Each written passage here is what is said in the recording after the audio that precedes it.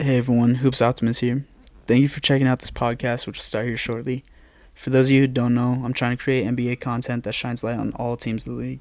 It's always the big market teams that are being talked about constantly, and I rarely come across well put stories from those other teams. I know each team has something special going on, whether it's obvious or not, it's happening. And I know that the people who see these steps being taken by teams and players are the fans that watch as many games as they can for their team. I love hearing about these stories and I love sharing them with everyone. So if you feel that a team you love watching is doing something special that isn't getting enough or any recognition, tell me about it in the comments and I'll get on my research and check the film so that I can make a video about it, or you'll hear about it on the podcast. Thanks again, and if you like the sound of that, be sure to subscribe, and if you enjoy the kind of fun topics that I discuss on the podcast, the link to follow it will be in the description. Enjoy!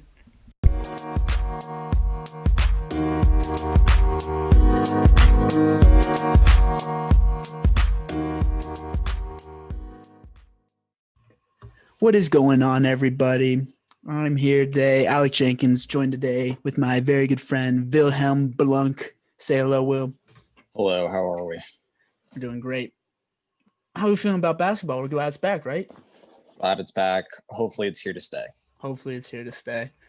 Taking a look at these standings, we got a pretty deep East, I'd say. We got four of the best and undefeated teams out there. We got the Cavs at 3-0, the Hawks at 3-0, the Magic at 3-0, and the Pacers at 3-0. I'm tired of all this talk about the West. It's time for the East to finally shine. Let's see. Let's take a look at the Cavs here. Cavs have been tearing it up. I really like what they got going in the two guards and Colin Sexton, Darius Garland. What are you seeing out of those two, Will? Well, you're seeing them move the ball extremely better than they did last year. I mean, they're leading the league in assists. They're shooting the ball extremely well, and that's just because they're making the extra pass and making passes that are wide open. Yeah, definitely. Especially big change from last season, seeing Kevin Love in the paint throwing his arms up, calling for the pass and not getting it. Yep. Huge changes. Yeah, they're looking a lot better. The roster's looking pretty. They've ever since LeBron's left, they've definitely had to figure a few things out. Andre Drummond, one of the last old school centers in the league, is really pounding it in there. I'd love to see him play. Kevin Love's just been there forever. He can really space the floor for you. They got that young rookie Isaac Okoro. I can see him coming out to be a really good player. And Ketty Osman. I know you got some favorites in Ketty Osman. What do you see in his game? Well, he's a freaking huge forward that can play pretty. He plays pretty good basketball on both sides of the court. He's dedicated on defense, and he's able to shoot the ball down on the other end of the floor. I mean, if you look at his stats in the 4 years that he's been with the Cavs, I mean, he's shooting lights out from three. Yeah, especially for and his even size. starting out this year, he's shooting at least 50-60% from the floor. Yeah, one of LeBron's favorite guys back in Cleveland.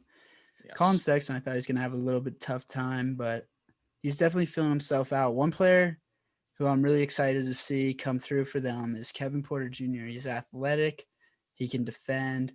Well, hopefully, if he puts in the effort, he can definitely defend almost the 1 through the 4. He's got good size and good strength for how young he is.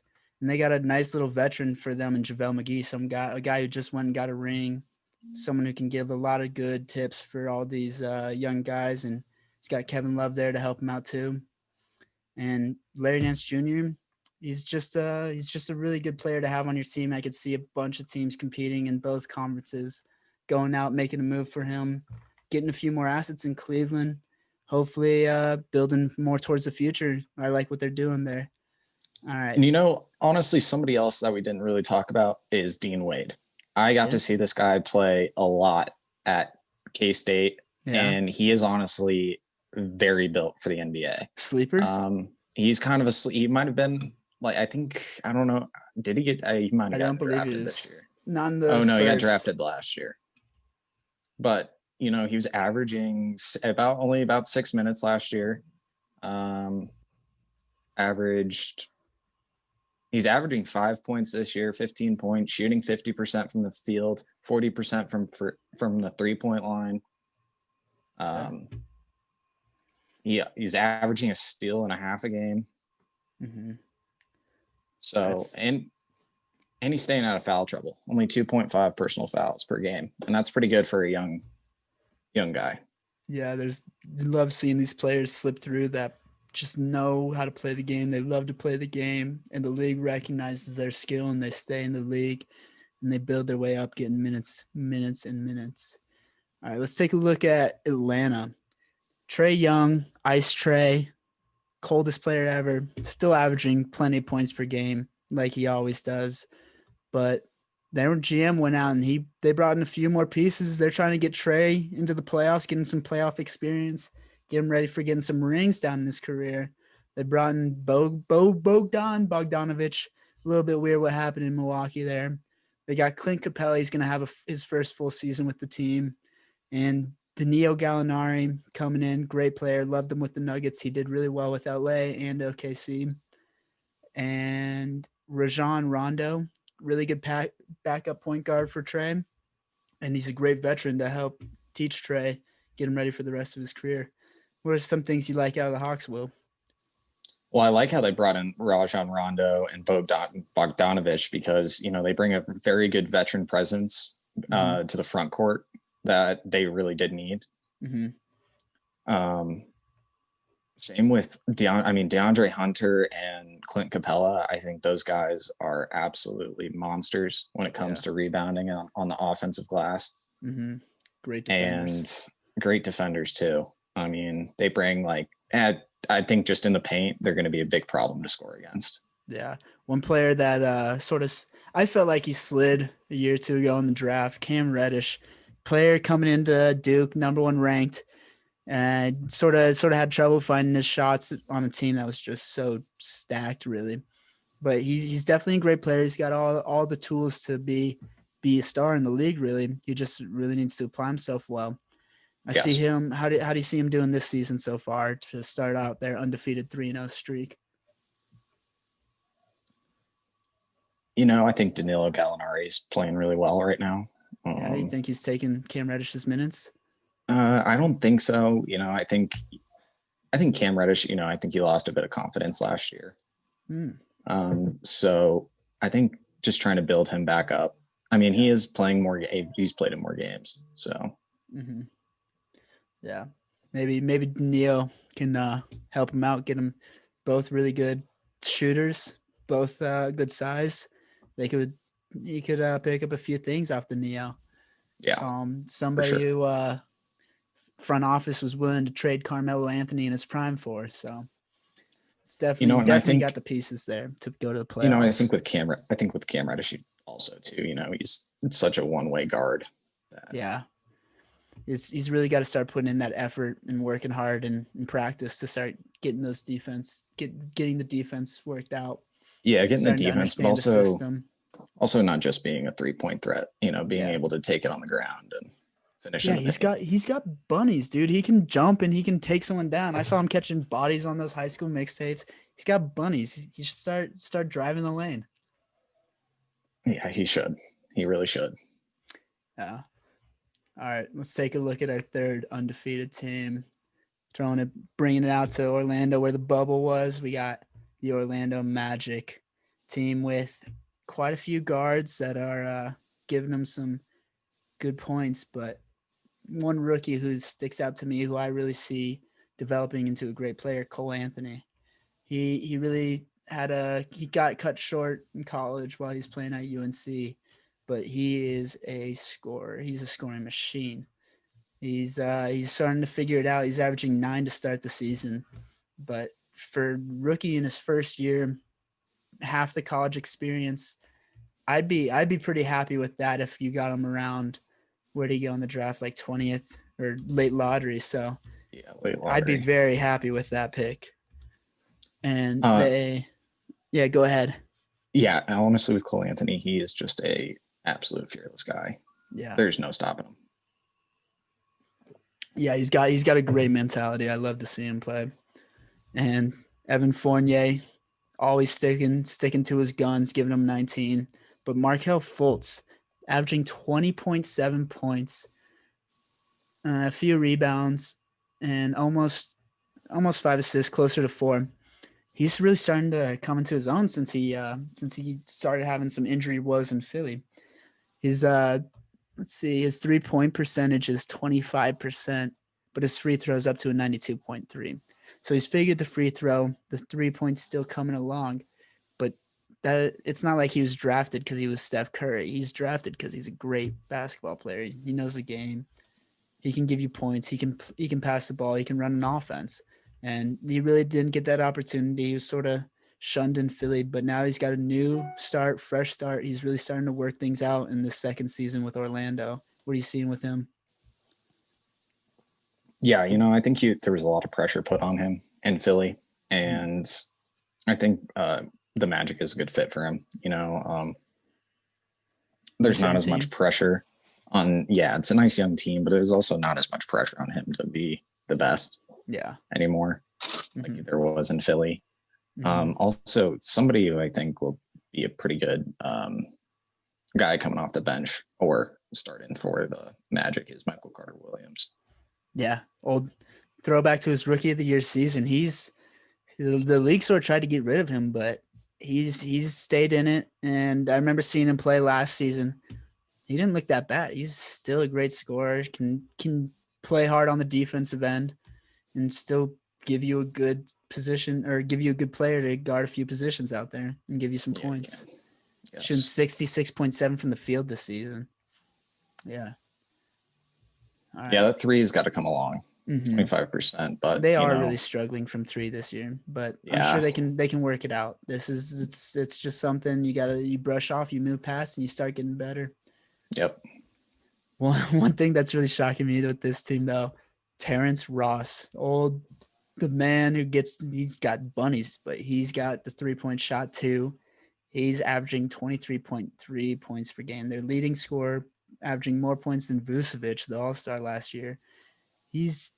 I'm not sure if I see this lasting, but great for him. Great to see him pulling himself back up, getting those minutes back. Yeah, and if you look in those games, it looks like he was a crucial factor in each of those games. He scored 20 plus in each of their 4 wins. Yeah. And then I think in the last preseason game, he scored 18, which was a loss. So, yeah. And this is a team I just really like to see. Hopefully, Vucevic is one of those players. He can be in all-star form, give you good points, give you a big threat in the paint. I'm sure maybe they're already looking at him that way. Other teams are starting to look at him to start the season, but they're definitely a team that's doing really well, undefeated, no problems there. Let's take a look at our last undefeated team. One team that's really been doing well the last few years, and I really like the way they've been building, the Indiana Pacers. They have, I think, who's going to be a superstar one day, Domantas Sabonis at center. I see his game just so much like Jokic. Don't you, Will? Yes. Yeah. They can give you the big, strong player in the paint, get you points inside, give you a mid-range shot. They can stretch the floor, get it out to the 3, set real strong picks, and then go back and get in the paint. But they also have Miles Turner to help them out on the defensive end in the paint. And then they got some guards down there, some dogs on the defensive end, I could say. Malcolm Brogdon, huge player. Not huge, but tall guard. He can really give some guards fits. I've seen that since he's been on the Bucks in his rookie year. Oladipo, who's been a good perimeter defender through a good chunk of his career. He's averaging 70% from 3. They're really playing really well. These 3-0 teams aren't just messing around. They're trying hard. And Aaron Holiday, fast player, fast hands, getting that team 2 steals per game. They're averaging quite a few steals per game, and Miles Turner almost 6 blocks per game. This is a really good team, Will. What do you think with this team? How do you feel about them? I think last year when they were in the bubble, I think they got plagued by a lot of injuries. I think Miles Turner and TJ Warren are going to be crucial roles for them this year. Yeah, just wait till TJ Warren's back to bubble form. That's scary for the rest of the East. I mean, exactly. I mean, Victor Oladipo, Doug McDermott, Malcolm Brogdon, they're getting you good points. I mean, even Justin and Aaron Holiday, they're giving you quality minutes. So I think once those guys get going, I think these guys can be a scary team. Yeah, definitely. I really love Justin Holiday. I played 2K with him, and the dude greens, or not Justin Holiday, Aaron Holiday. Dude greens every shot, and so does TJ Warren. They got a fun little rookie down there in Cassius Stanley. Almost forgot about him since his high school mixtapes, but that kid's got bunnies through the roof. He was Zion before Zion. Well, True. after talking about our 4 undefeated teams, let's take a look back at our NBA standings. Let's see. Out of these 4 teams, Will, in the East, all 4 of them happen to be in the East. The only remaining undefeated teams are all in the East. So you got to stop talking about the West as being the big hitters. But out of these 4 teams, who do you see picking up that playoff spot now that we got KD back?